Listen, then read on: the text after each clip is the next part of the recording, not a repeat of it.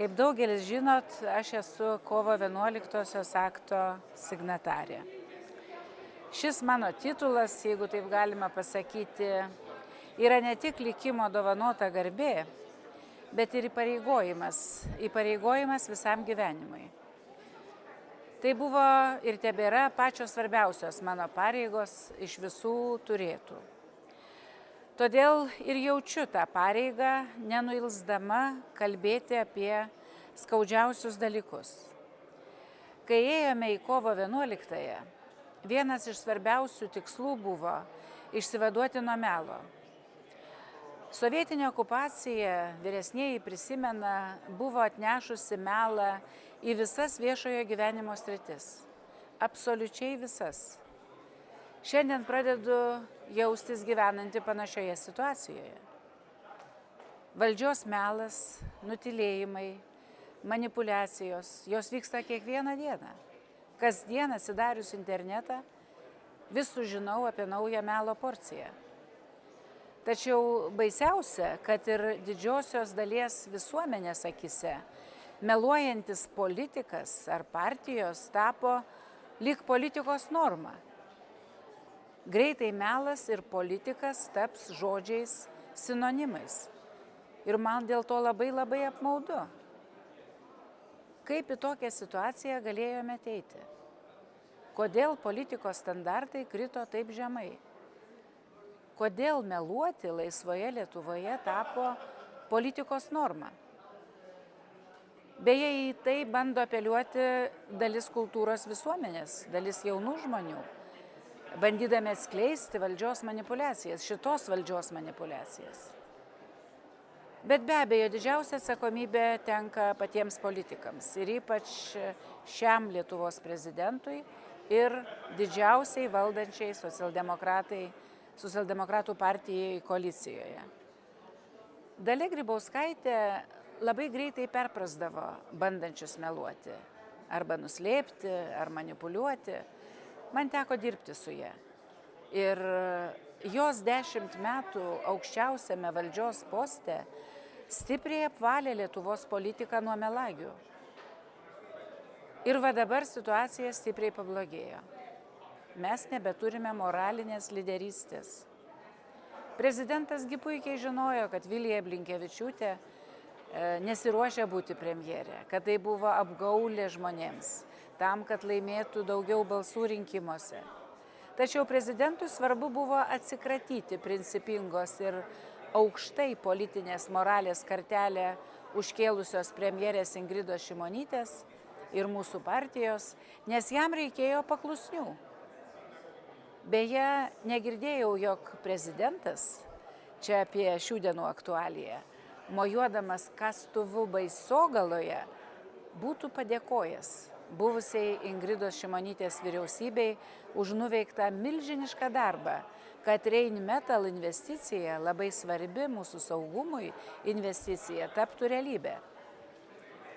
Jei socialdemokratų premjerė būtų garbingas ir tiesą gerbiantis žmogus, į statybų pradžios ceremoniją Baisogaloje būtų pasikvietusi buvusią premjerę ir jai viešai padėkojusi.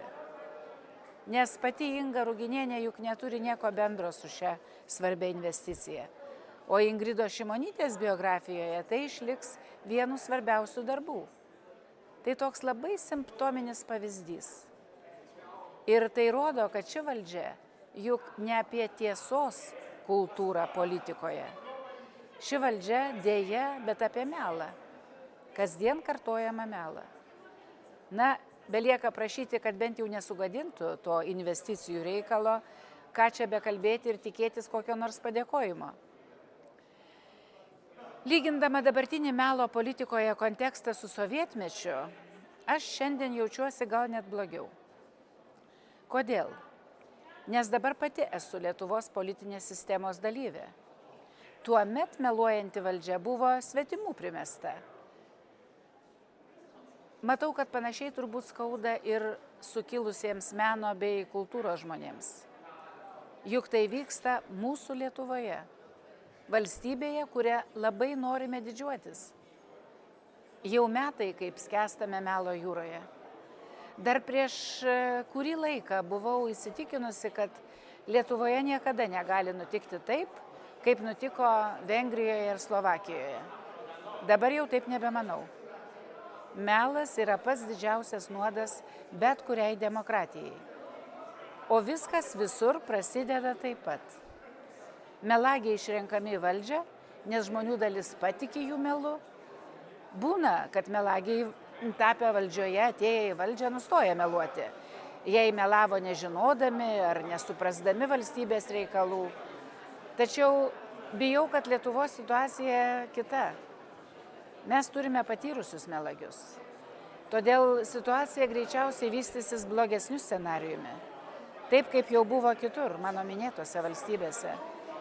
Jie imsis melo sklaidos. Jau ėmėsi.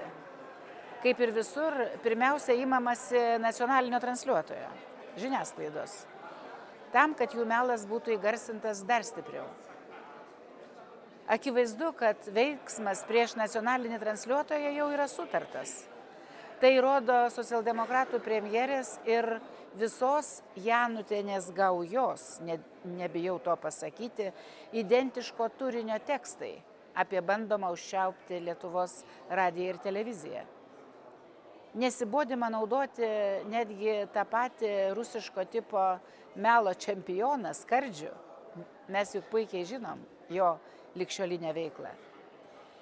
Bijau, kad nuo Lietuvos regionų, nuo savivaldybių prasidėjusi demokratijos erozija socialdemokratų rankomis, nes jie ten turi daug valdžios, socialdemokratų rankomis jau yra atnešama į centrinės Lietuvos institucijas.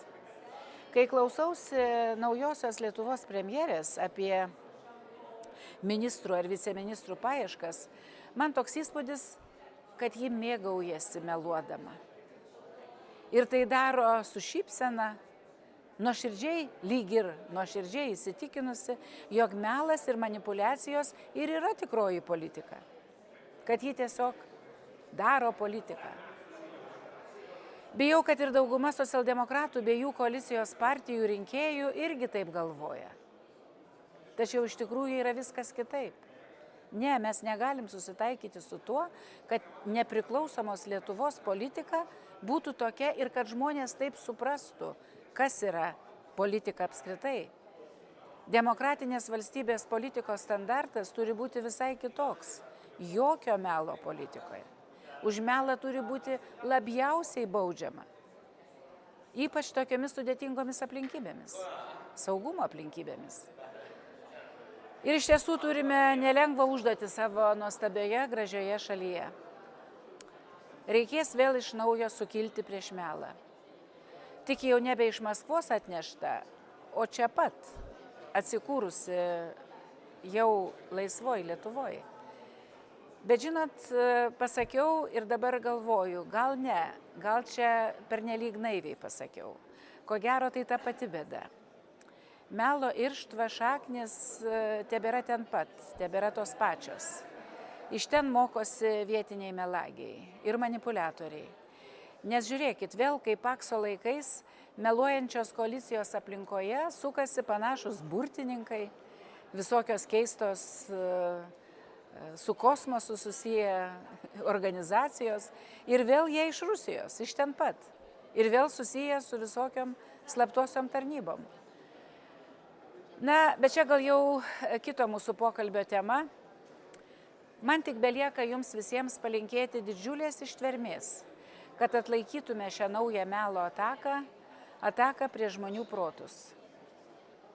Ir dėja viskas tik prasideda.